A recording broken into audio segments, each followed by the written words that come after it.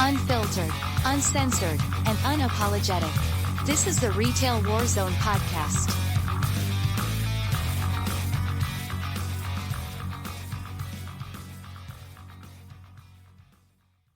Let's get the ball rolling here.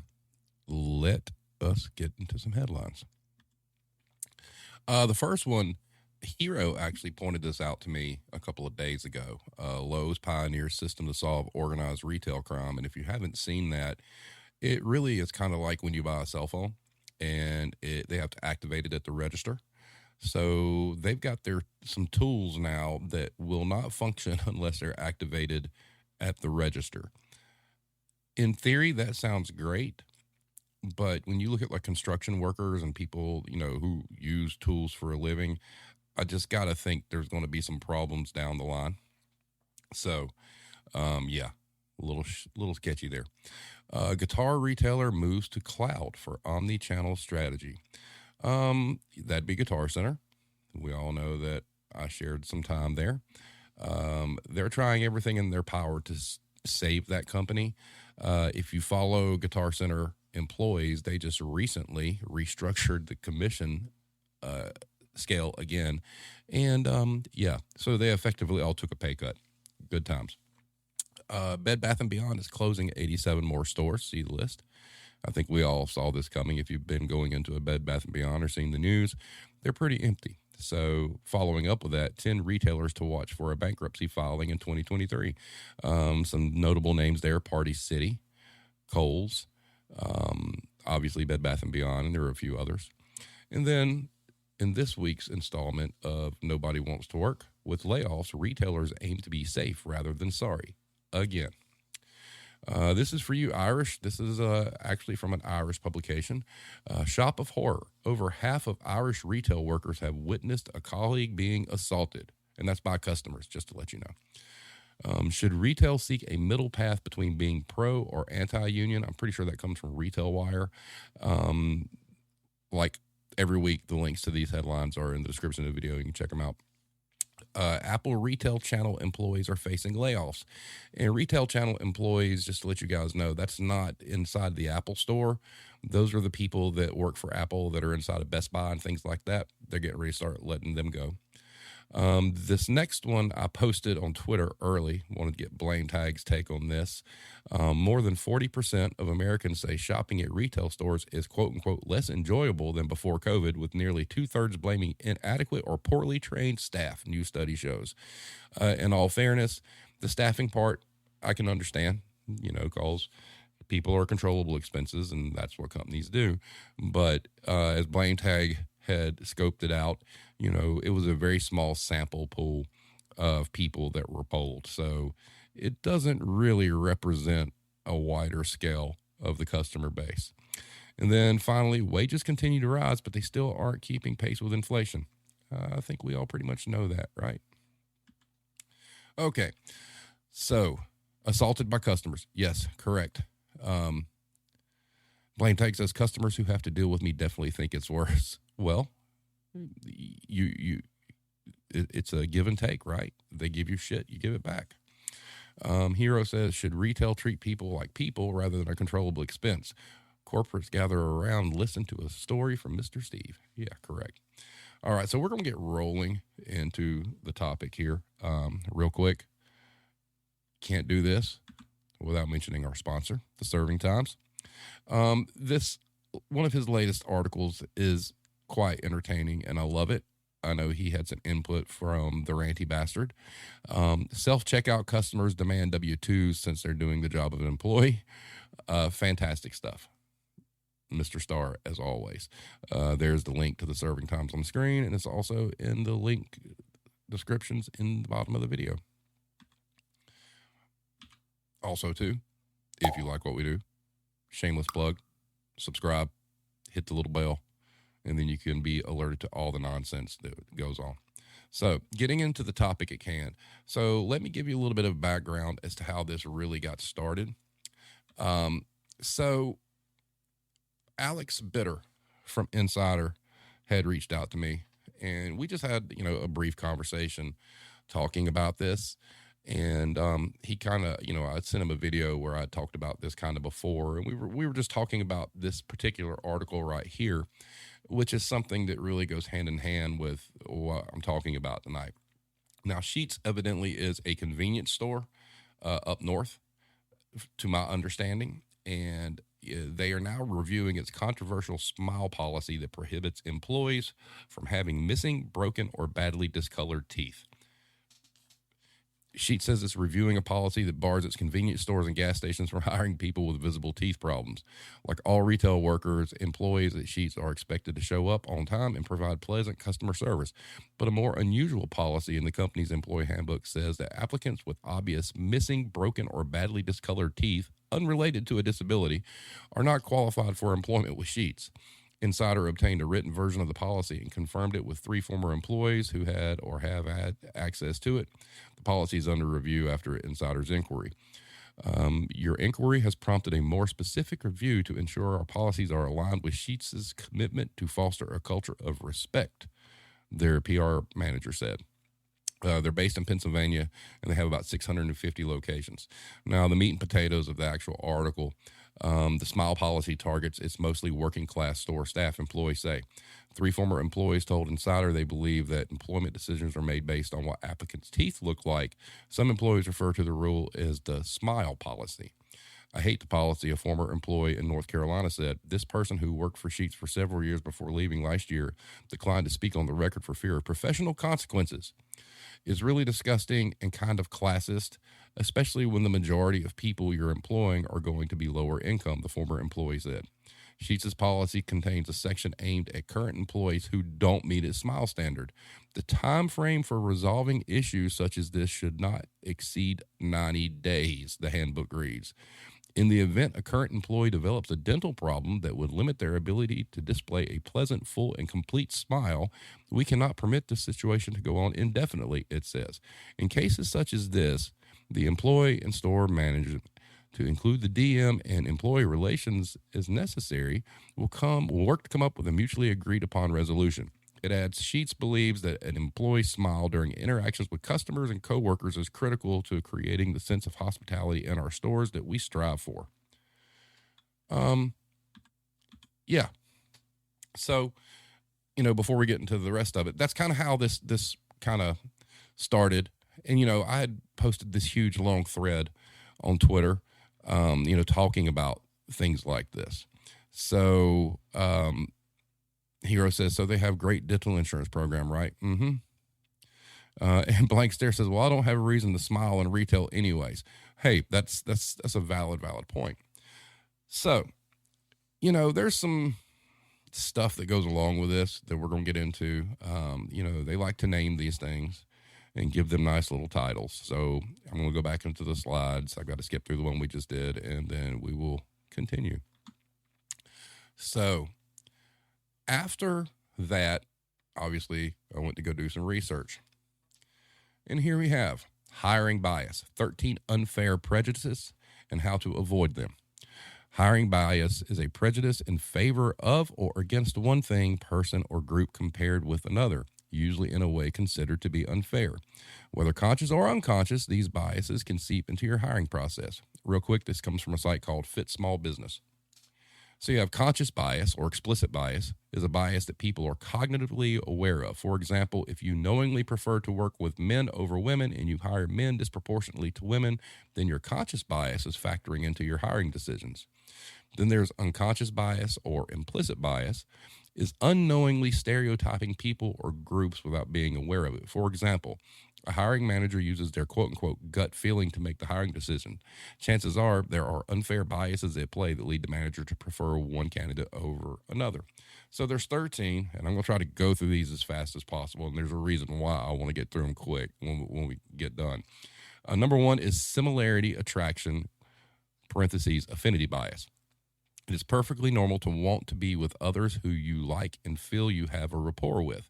While at the workplace, this desire does not deactivate on its own. Recruitment and hiring decisions are impacted when the hiring manager only chooses candidates with the predominant characteristics or behaviors they possess or personally deem superior. Note that similarity attraction, affinity bias, tends to lend itself to several classes within the workplace, including gender, generation, or age, and skin color. This is one of the most dangerous biases in the workplace today and a heavy focus of bias prevention training. Then you have social comparison bias. In some organizations, team members with high status in the workplace may desire to protect their positions by making recommendations that prevent other high performers from being hired. This can be done in a variety of ways, such as excluding qualified candidates during the interview process or suggesting someone else for the job, even if they're not the most qualified. This can also occur with team members that don't have direct hiring responsibility and is likely to occur between men and women. For example, John does not want Beth to join the large customer accounts team due to Beth's reputation for expertise and creative thinking. John may go out of his way to discourage department manager from bringing Beth on since he's currently the top performer on the team. Then you have intuition bias. Intuition hiring bias is the tendency for managers to make hiring decisions based on their gut feeling rather than evidence or rational thinking. This bias can lead to managers overlooking qualified candidates in favor of less qualified ones or basing decisions on irrelevant factors. While intuition can sometimes be a valuable tool in decision making, it's important to be aware of the potential for bias so that hiring decisions can be made based on logic and evidence. Then you have contrast effect, otherwise known as judgment bias. The process of hiring new employees is often thought to be an objective one where the best candidate is chosen based on their qualifications and experience. However, hiring managers may be unconsciously comparing the last resume reviewed to the one currently being reviewed, which can lead to bias in the selection process. This type of comparison results in targets that are never consistent. It could cause qualified resumes that should make it to be a maybe or a yes pile to be discarded due to the elevated skills and experience found in the previous resume. Then you have conformity bias. This is a very common bias that is heavily influenced by group or team peer pressure. Managers are concerned about what others think of their decision and or the reasons supporting the decision. Instead of risking team discontent, one conforms to what everyone else wants. Then you have beauty bias. Beauty bias is a term used to describe the phenomenon where people tend to unconsciously believe that the most attractive candidate will be the most successful one. This bias can have a profound impact on people's lives as it can cause them to make hiring decisions based on looks rather than qualifications. Then, illusory correlation bias. It occurs when people believe a relationship exists between two common subjects when in fact no relationship exists. This bias can often lead to inaccurate judgments and decisions when hiring top candidates. Then there's confirmation bias. Since everyone makes biased judgments, you have to be careful to not ask questions or frame questions in ways that solicit responses that support initial judgments or biases of candidates. This can easily take place within an interview process. Without even realizing it, you may ask questions that are not particularly essential or illuminating and only serve to enhance or reduce the value of the candidate. For example, asking how a candidate's childhood shaped their career or what former coworkers would say about the candidate. And then you have affect heuristic bias. According to Psychology Today, heuristics are mental shortcuts that allow people to make decisions, pass judgments, or solve problems with little to no effort. This bias represents a reliance on good or bad feelings relating to a stimulus of some sort. Examples of this include if an interviewer sees a tattoo that they don't like, if a candidate is not an ideal weight in the interviewer's mind, if a female candidate has a shaved head, and so on. Then there's expectation anchor bias. Expectation anchor bias is cognitive bias that comes into play when the resume reviewer, interviewer, or decision maker permits themselves to believe that a single trait or skill set is all that matters, and the decision maker anchors to that single attribute. This commonly occurs when a terrific employee just vacated a position and the interviewer looks for a carbon copy of that employee to fill it. Then there's halo effect bias. The halo effect is a cognitive bias that occurs when the hiring manager makes judgments about others based on a single favorable attribute and chooses to focus too heavily on that one positive aspect of a candidate. For example, if a hiring manager only sees the fact that a candidate has a college degree, they may be more likely to hire them without looking at any other qualifications. And then there's horn effect bias. The horn effect bias is the tendency to focus on a single bad behavior or recent poor performance. It is the opposite of the halo effect bias, which is the tendency to focus on a person's good qualities. The horn effect bias can cause people to overestimate the negative consequences of a single mistake and underestimate a person's overall competence. It can also lead to a distorted perception of an otherwise qualified candidate. Then number 13, overconfidence bias. Overconfidence bias describes a tendency for people to be overly confident in their abilities. In the context of hiring, this means that the recruiter is overly confident in their ability to select the right candidate. They believe that they can look at a person's resume and determine if they are the best fit for the job. However, this is not always the case, as a person's qualifications may not be evident from their resume, and the hiring manager may not have the necessary skills to properly assess them. So bottom line here, it's important to be aware of the different hiring biases that can impact your decision-making when it comes to bringing on new employees.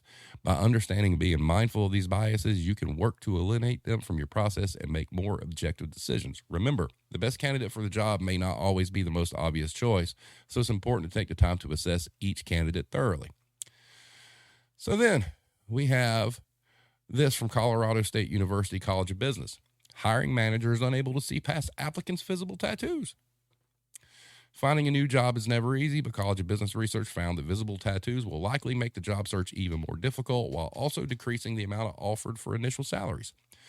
Management professor Chris Henley and her co-authors found that prejudice associated with visible tattoos is difficult for job applicants to overcome. Their recently accepted paper, Visible Tattoos as a Source of Employment Discrimination Among Female Applicants for a Supervisory Position in the Journal of Business and Psychology, explains the details. Countless studies analyze workplace discrimination based on stereotypes. Plenty of those specifically look into stereotypes associated with tattoos. It's built on the foundation to further examine whether visible tattoos are likely to lead to adverse employment outcomes, and if so, what drives these effects. We were shocked at how hard it is to overcome discrimination based on tattoos, she said. We really thought we could find a point at which hiring managers could move past it, but we didn't get to that point. The 3 studies concluded that tattooed applicants were less likely to be hired, especially if they have larger, more aggressive tattoos that are harder to conceal. Those with mild tattoos who were hired were offered lower salaries and rated lower on competence than their non-tattooed counterparts. And people with more extreme tattoos were hit even harder by these discrepancies. Highly qualified candidates were able to lessen salary discrimination and achieve decent offers, but their competence did not lessen hiring discrimination. They received the same rate of job offers as less qualified individuals with tattoos. Volunteer experience did not alleviate prejudice at all. Further, the results suggest that a mild visible tattoo could lead to a dip in initial annual salary of $2,159. With that, even if the tattoo has no further effects on performance evaluations, promotions, or pay raises, the difference adds up over time. If the company gives 2% annual raises, the mild visible tattoo could cost the employee more than $23,000 over 10 years. Tattoos will make it harder to get a job. It will take longer. You might have to work harder to find the right employer. It's a struggle for people who have tattoos. One thing we didn't get to explore was if certain industries like fashion, music, or sports might be more accepting or even see tattoos as an asset. So you'll have to find what works for you. Ultimately, this research shows that stereotypes and biases against visible tattoos may cause hiring managers to automatically exclude this growing population regardless of applicants' qualifications. Those considering body art may opt for less extreme tattoos in easily concealed locations to increase their odds of getting a job offer. Additionally, emphasizing job qualifications and competence will aid in overcoming stereotypes attributed to those with visible tattoos. I don't like it when we blame job applicants, though. They just happen to have body art and are perceived in a certain way. Really, we need to start focusing on the hiring managers and what they fixate on. We might have to do some training with hiring managers and help them become aware of their biases, and not just body art, piercings, or attire. It's really appearance-based bias. And then we have this from Study Finds. It's a survey. 51% of employers still judge job applicants based on appearance, and that was from February of 2020. Discrimination appears to be widespread when it comes to hiring. 2 in 5 managers admit to passing on a candidate who had a tattoo or unappealing clothing. Despite the fact that employment regulations state it is illegal to discriminate against a potential employee due to their sex, religion, or other personal characteristics, a surprising new survey finds more than half of employers admit to still judging job applicants on their appearance.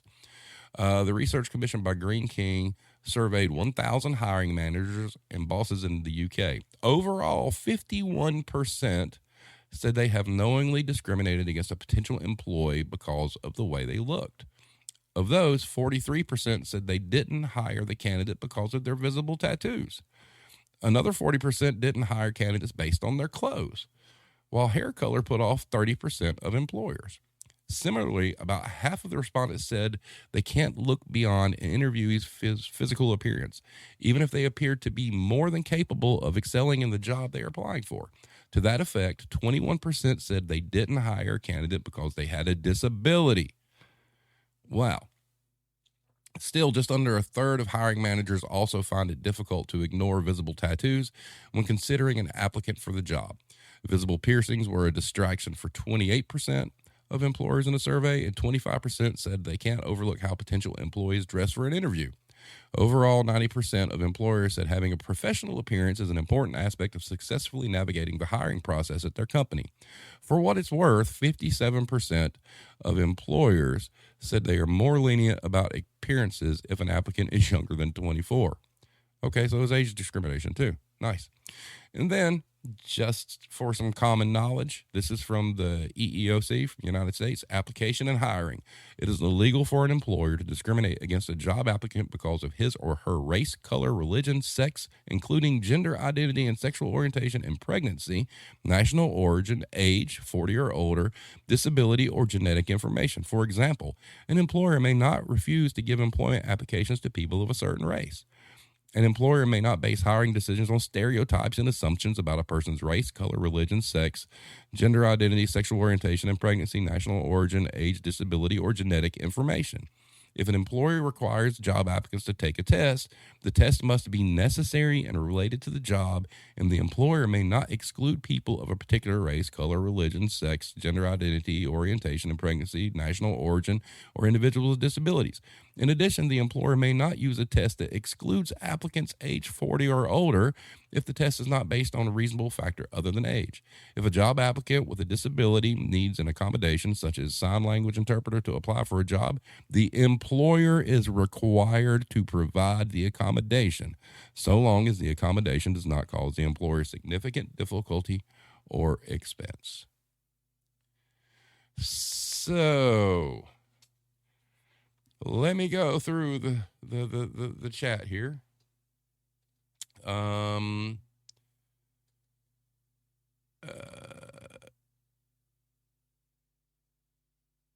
Russell says intuition hiring can be effective in many ways. Sometimes, yes. Yeah. So what we got? Any questions real quick?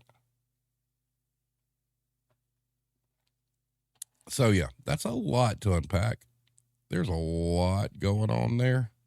And I have some things to say about that. So let's kind of look at it like this. We spend a lot of time talking about how the media disparages the workforce because, it's obviously the workforce's fault for everything. And at a time where we continue to hear this generation's lazy, or nobody wants to work, or people are quiet quitting, or all this other stuff, we don't ever talk about this, especially in the retail industry. Okay, so you have employers complaining about they can't find applicants, or nobody wants to work, or whatnot. And I think it's so awesome that people have sat down and taken every kind of discrimination bias there is and gave it a clever little name. But what's being done about it? Not a damn thing. And the reason I say that is because hiring managers have all the power. There's no one policing that. There's no way to police that, but it's happening. And anybody out there who's been a hiring manager, and there's a couple of reasons as to why. If you've never committed one of those biases, or you say you haven't, you need to check yourself, because chances are you probably have. And some of those biases you checked because somebody above you instilled in you that you were to do so. Now, one of the big problems with it is, why are these things going on, right? Well, all these biases are somebody taking control and trying to please not the workforce, but the customer base. I stand by what I said about, people with like facial tattoos and things like that. they may look intimidating, but they may be great people and great employees, but they don't get a fair shake because the companies don't want to put them on the front lines and shake up the customers. I mean, can we for once get past, the customer shit? Can we for once really start focusing on, the employees in the building? Because maybe if we did that and we kept, we quit giving carte blanche, to the customer base to pick and choose what they want to complain about, I think we might find that some of the labor issues will kind of resolve themselves. But we're not going to do that. Now, here's the thing. In my experience, I've done this. Okay, I've done it. I have no shame in saying that. I was trained in such a way that, as a hiring manager, it was your job to protect the image of the company, and they kind of told you what they wanted that image to be. And when I was speaking to Alex from Insider, it's almost like an unwritten rule because you can't put it in writing, right? You'll find no company handbook that has that. The furthest a company handbook will go, other than sheets and their teeth thing, is the fact that, you may see references to facial piercings. You may see references to unnatural hair color. And in some, you may see offensive tattoos. But there's an unwritten law out there in retail where tattoos are frowned upon, different colored hair is frowned upon, piercings of any type are frowned upon. And you've got people training you and breathing down your neck saying you can't hire these people because we have an image to uphold. Now, there was a time in my past where somebody had asked for an application and my DM happened to be there and they fell into one of these categories and gave them an application, went through the spiel, walked off with the DM, and the DM looked at me and said, "You better not hire them." So there. I mean, it's such a horrible, horrible thing. And when you get into lower volume businesses, when you get into like the Dollar Trees, the Dollar Generals, the Family Dollars, the Party Cities, even the Hobby Lobbies, buildings that don't have an actual HR person in the building, that bias is there. And it's always going to be. Corporations may not know, right? You don't really know what kind of manager you have as a hiring manager. You get an application, you see a name, and immediately you're like, oh, they're out. Haven't even talked to the person, right? Or like something Blame Tag had talked about, a manager saying anybody that applied from a certain school, you toss them out because of a reputation and a stereotype. So if we're going to have this conversation about nobody wants to work in retail, especially, we need to start having a conversation about the hiring managers and what kind of bullshit they're pulling. Now, I put a plea out on Twitter, for some journalist somewhere to dig into this. And, crickets, that's fine. Maybe somebody eventually will. Maybe the sheets thing will start. Maybe the conversation I had with Alex from Insider will start turning some wheels. But there's a bigger problem here in the retail industry about the labor issue then nobody wants to work because you got managers out there playing God. And yes, they will discriminate due to race. Yes, they'll discriminate to sexual, all the protected classes. These managers will fully discriminate against because that no one can prove otherwise. No one's policing it at all. So it's cute that we have clever little names for all these biases. That's great. Somebody put some funding into that research. But in practicality, there's no application of that because no one's watching the watchers, so to speak. You give a set of keys to somebody, you entrust them to staff a building. How many people at a Dollar Tree or wherever you got somebody who's going to be a Class A employee that you may not know about, they've got a tattoo, they've got a sleeve, on their arm. And you don't even bat an eye. You don't even give them a chance. But you want to complain that nobody wants to fucking work. It doesn't work that way. And at a time that we're talking about the entire labor force is the problem, we need to dig our heels in to this bullshit and figure out what's going on, because it's a two-way street. So, Mrs. Blame Tag, welcome. My company has a rule that tattoos must be covered and clothing hairstyles must not be extreme, but fortunately HR has backed off on enforcement over the past 5 years, but the rule is still there. People used to have to wear huge bandages over their neck, hand, and ankle tattoos. And you know, fine. But do those tattoos keep them from doing the job? You know, when labor is at a premium right now and you can't get good help, you need to look past this mess. Ira says, it's ridiculous in this day and age that things like hair color or piercings are even a factor in hiring. Some biases are unconscious, but those unwritten ones are a mixture of stupid and dangerous. Very. Let's see. I missed something here. Blank Stare says when she worked in a nursing home, they made us cover tattoos with bandages. It looked gross. Yeah. I mean, think about it. If you got like sleeves on, you got to wear bandages. You're going to look worse with bandages, like a burn victim, you know? More of a personal bias than an actual reputation. Mm-hmm. This is Blame Tag says, oh, absolutely not. I think that's why they've turned a blind eye recently. Yeah. And you know, some companies are going to, but like I said, the problem, like the thumbnail for the video, it's the hiring managers. It's not being policed. It's not being documented. There's hardly any way to prove it, but it's happening. And guys, if you've worked in this business, you know it's still happening. This is not a shocker. This is not like some breaking news headline. It's something that's just not talked about, you know? And I mean, like I said, I've done it. I was telling Alex for Insider, I was trained at a very early part of my career that these were things you shied away from. It's an unwritten thing in the entire industry, period. And then even if the corporation doesn't see it that way and they're open to diversity and all kinds of different people, your hiring managers are not, ladies and gentlemen.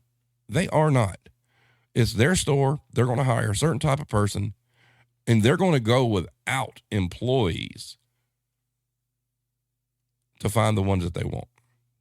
It's stupid. It's real. And the conversation needs to be opened up industry-wide. You know, yes, companies have a right to have an image. Neil Saunders on Retail Wire had made a comment, you know, fine. You know, you want a nice uniform? Well, guess what? The company should provide it. You know, there are things that companies ask for that they're not paying for. You want these things? Provide it. Dollar Tree. They don't issue you shirts. The advice is go to a Goodwill and find any shade green polo you can and go buy it. Because if you want one with a Dollar Tree logo, you got to pay for that shit. Nope. Russell says, if it's a reasonable tattoo, most people will ask you about it if they care to look at it all. Okay, reasonable tattoos. The only thing I will say that I would, at this point in my life, be opposed to is something racist, offensive, and vulgar. So having a tattoo on your face like, say, Mike Tyson, that's not racist, it's not vulgar, it's not obscene. But people will call that unreasonable. But does it have any bearing on what they can do? No. Not at all. It doesn't make them a good or a bad employee. Well, hell, if you don't even give them a chance because they got the tattoo, you would never know, right? So why are we going down this path where we talk about we can't get help, the labor market's this, we come up with a new cute catchphrase every week to bitch about the workforce, but we don't talk about this. Because at its core, it is discrimination against all the protected classes, and it's continuing silently without nobody really digging into it. Mrs. Blame takes it. I was reading a book recently that touched on hiring bias against obese people, especially women. The bias goes beyond tattoos and piercings and personal style choices. Yeah. One of the biases, I mean, it really is. I mean, you could throw all this into just the appearance category. There was like a beauty bias where, people think that only the most beautiful people will be successful and whatnot. And that's a lie. I mean, sorry. But, so how do we fix it? How do we get this out there to where people actually have a conversation about it and really investigate it? I did see there was somebody had talked about they took names off applications or resumes. But there again, too, when you call them in, the biases are still there. It's kind of twisted because it's even on the hiring side. If you wanted to eliminate everything, it's almost like you must hire everybody, right? And, when you hire somebody, it's up to them to prove that they can do the job. I mean, we're not going to say that that's any different, but it's getting them in the door. And, like Ira said, at this day and age where we are, how society is progressing and there's more alternative lifestyles and alternative looks and things like that that are more mainstream, you might be shooting yourself in the foot not hiring some of these folks. Ira says, on the other hand, I'm not going to tell Iron Mike he didn't get the job because of his tattoo. In that case, he'd get the job, right? But see, that's the thing. No one's telling these people they're not getting the job because of the tattoo. They're only ponying up and admitted to it in anonymous surveys and things like that, right? So Iron Mike could assume that it was a tattoo, but nobody told him it was. But it sure as shit was. Blame Tag says, I'd be more successful if there was a beauty bias. I'm going to wait for Mrs. Blame Tag comments on that. She's going to be the authority on that subject. Here it says, most places have some verbiage along, can you lift X amount? Can you stand for X amount? If you say yes, you say yes. True. They're they put, if you can lift 50 pounds or you can stand, for X amount of time. And there again, that's another argument in itself. I'm all for cashiers getting stools. Cashiers shouldn't have to stand there. I mean, if they're able to ring up groceries sitting on a stool, let them. That's stupid. Why are we fighting about this? I mean, it's just dumb at this point. If you got a cashier that's full-time standing on their feet for 8 hours, sitting there doing a monotonous task, scan. Look, these floors in these businesses will kill your knees. Let them sit the fuck down.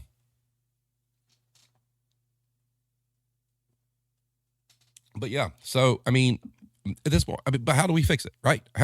What's it going to take? Oh, this is Blame Tag. That's perfect. I cannot testify against Blame Tag on a recorded podcast. I'm sorry, I didn't ask permission, so maybe we can do that off the record. Russell says, depending on, quote unquote, what retail, sometimes being more attractive is better for business in a lot of ways. And that is the bullshit right there.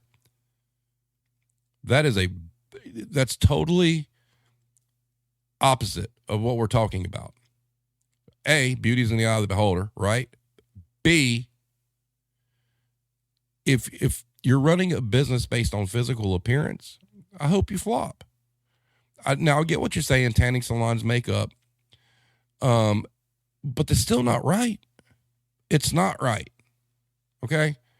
You mean to tell me you need to have an absolutely beautiful female sit behind a counter at a tanning salon and make appointments, and that's all they do, but somebody who might be less attractive can't do the same fucking job?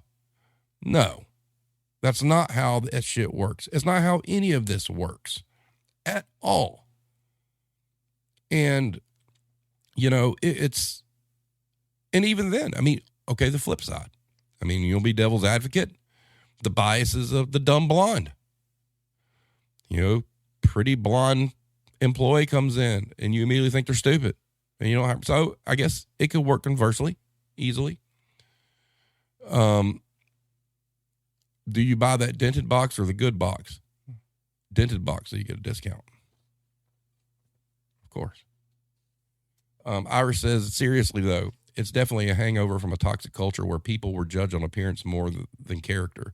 The only way to change it is to change the systems of corporate toxicity. Correct. You know, it's like I said, you know, we've got the EEOC, we've got laws that protect.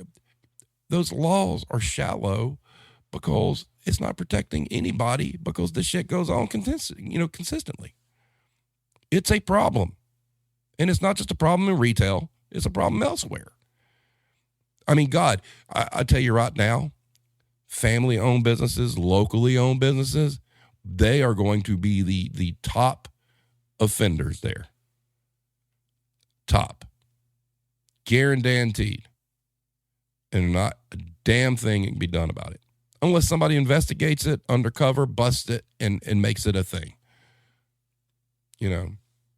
Hero says, with all these job finder tools, why not just see if your zip candidates check yes or no? They can do said task and offer the job through that. Okay, see, that's something that's been talked about. But there again, no company's going to do that because they have those biases in place they don't want to admit to. That's the way it should be. It should be anonymous applications. You can't, I mean, with the work number and stuff, you can't really verify anybody's background anymore. So it's all a crapshoot on that, on the experience side anyway. But what you do is you bring somebody in, you know, sight unseen. All companies have mostly have a 90-day probationary period. You lay out what they have to accomplish in those 90 days. And at the end, you reconvene and you say, hey, great job, or hey, you suck. But there again, too, if you hire somebody sight unseen, you're going to have managers out there that if a company said, hey, by the way, this is what we're going to start doing to fix the labor issue, you got to hire everybody that applies. You offer them the job through email. They'll come up to introduce themselves. You'll find out their name, blah, blah, blah, blah. And these managers are going to be pissed off and waiting for that 90 days. They're going to try their best to fire these people no matter what.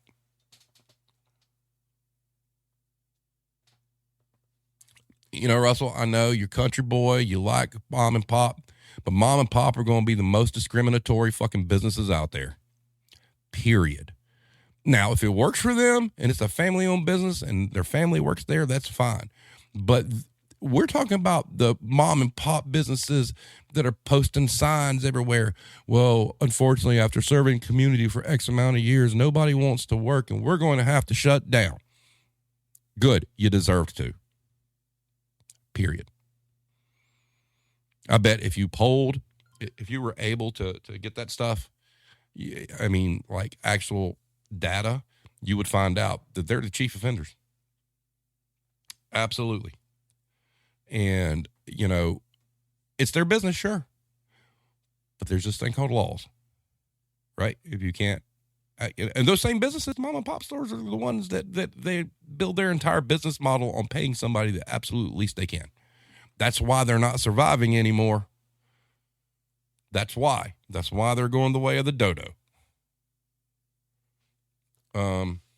Hero says, I won't go into any detail, but the stock guy or bag boy bias is BS if anyone is interested.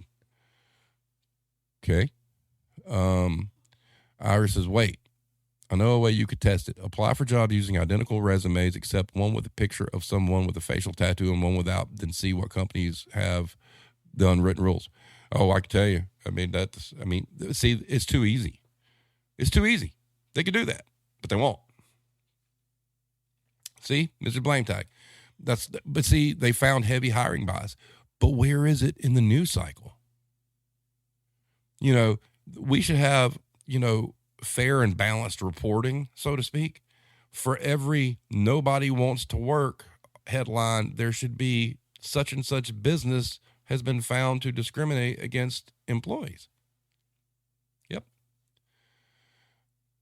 Elizabeth Unlimited says, I work mostly back of house at my store. Did you already discuss age? I'm 26, but I look like a high schooler. Makeup isn't an option with the work environment.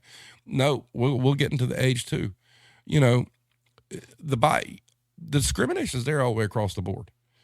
You know, hiring managers will discriminate against younger folk thinking they can't do the job that they need them to do because they have this, the younger generation doesn't want to work, right? And then you've got same businesses that won't hire, say, over 40 because they're past their shelf life. They've gotten smart to how the system works. They're not going to be dialed in. You know, it's all there. It's all there for the taking. Every bit of it. You know, it's great the EEOC has a policy, but if it's not getting followed, it's a worthless piece of paper, right? Russell says, let's face it. Us as people have things you look at, non-biased and biased. If you can't say that, don't say nothing. Example, customers, you can't do both. Hey, look, we have biases. We do. But in the workplace, in order for the labor force to get a fair shake, we've got to get out of that. It doesn't make it, you can, you know, if you have the bias, that's okay. As long as you're not acting on the bias. Let's say you don't like people with tattoos. Okay. That's your own personal thing, but you need not let that bleed into your hiring process. Right. You know, we all like what we like. We all dislike what we dislike. There's nothing wrong with that. But in the concept of the labor market, with all the nonsense that's going on, all that shit's got to get thrown out the window. You know, because that's a problem. And I get really sick and tired of hearing these businesses complain about they can't get people when you know good and damn well they're discriminating against people that they could hire to fill the spots, even if it was temporary and they didn't work out. They won't do it. It is not personally impossible to do that because I've fucking done it. If you're desperate for help and you need bodies, you will start to turn a blind eye to all the things you've been raised on and all the things you've been taught because you need people. And then when you do that and you hire people, all it takes is the first one that you hire that breaks the stereotype, breaks the bias and whatnot, and all of a sudden it's over. It's over. And that's fact.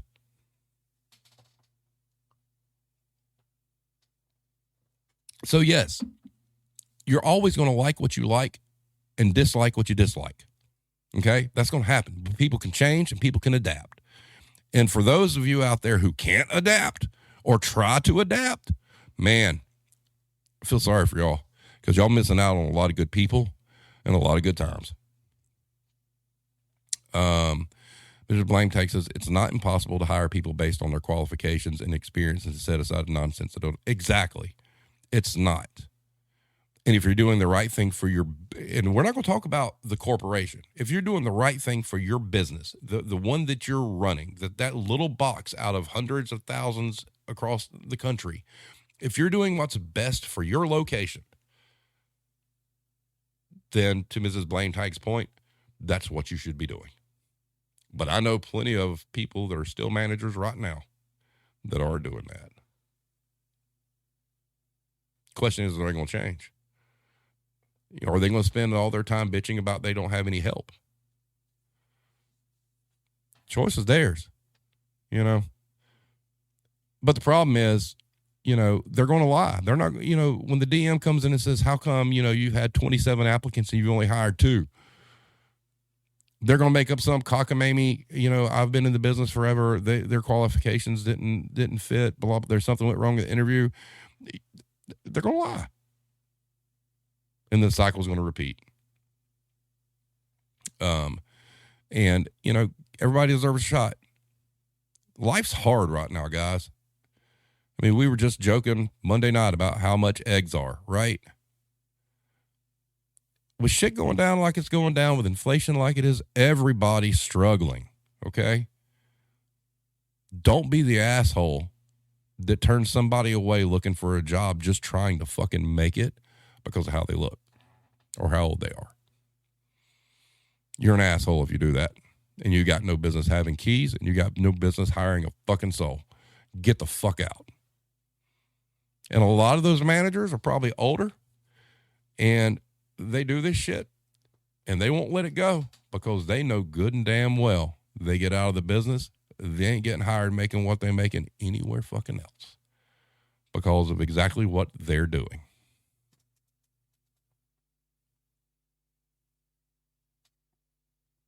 Now, to Hero's point, there have been times where,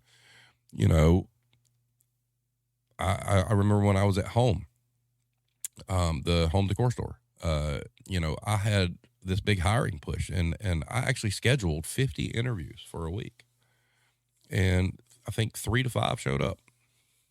Wasted my time calling them and whatnot. And yeah, I was a little pissed off, but I hired all 3, but then again, you got to look at it the flip side. As managers, we complain. I complained. I'm like, well, fuck, man. I just spent all this time calling these people, setting up these interviews, scheduling it, taking all my time to do this, right?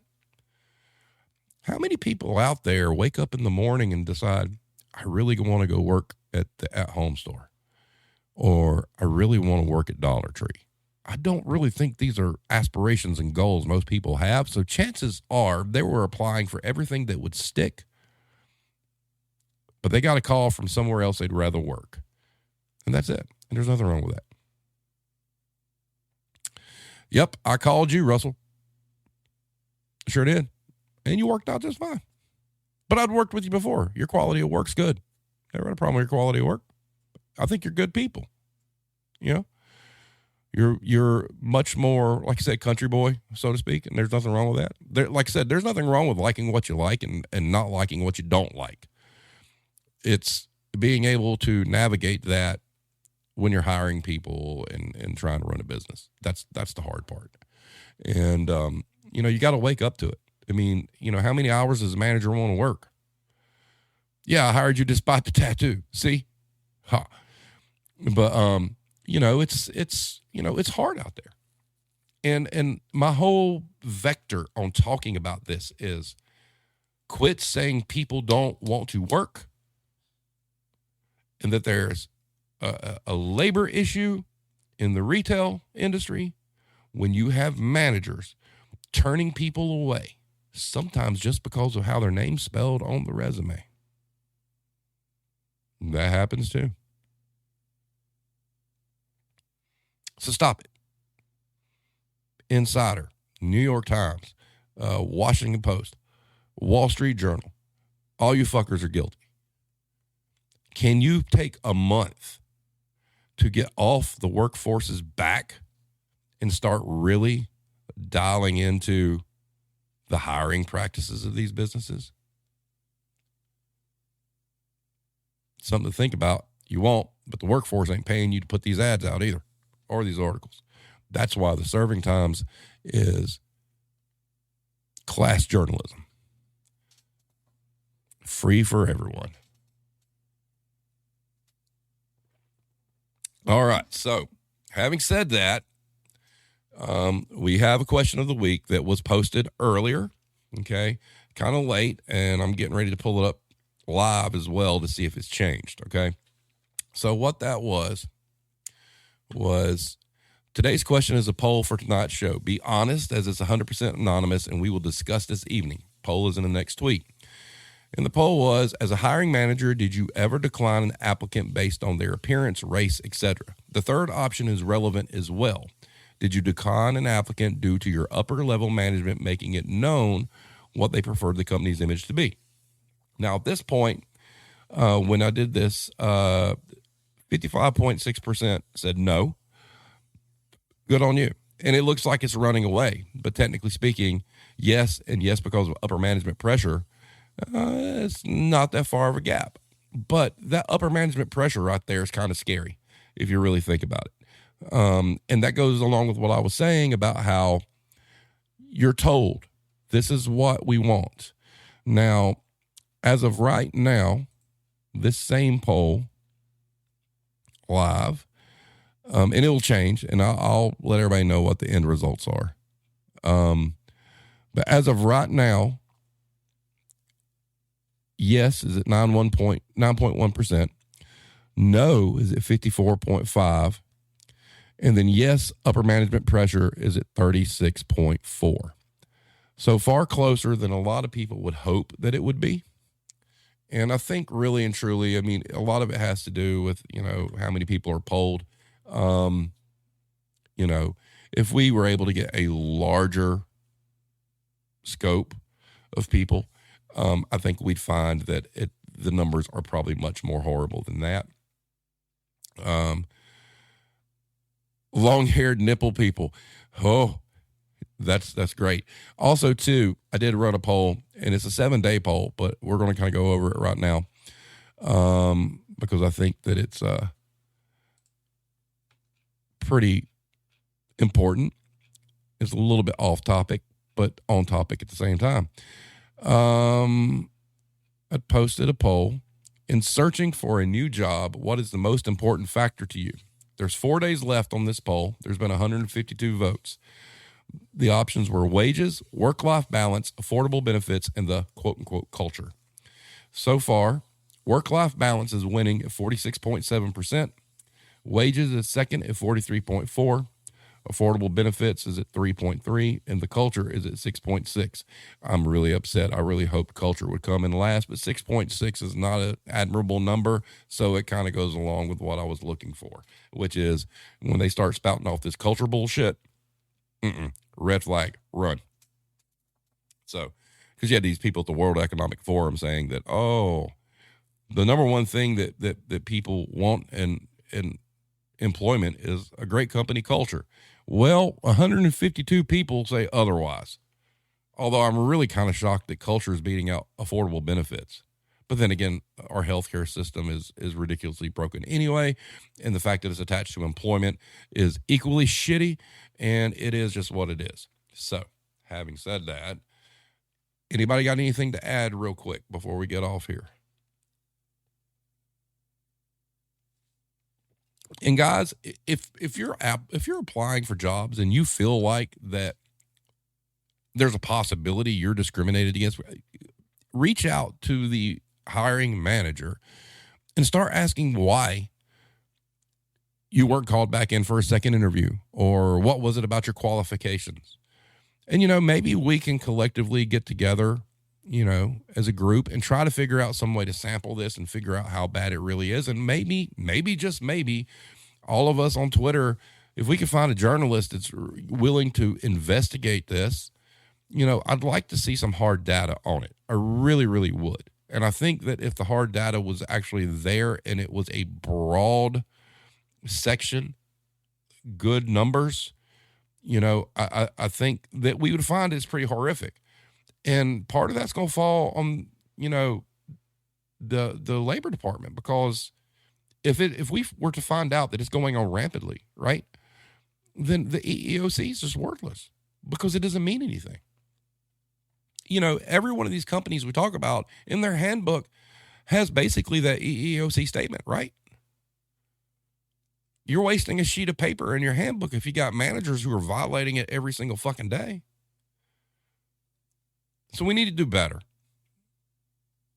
The retail journalists, you need to lay off the workforce for a minute. I mean, here we are, we're talking about, nobody wants to work still and quiet quitting, yet we've got company after company after company right now laying off thousands of fucking people.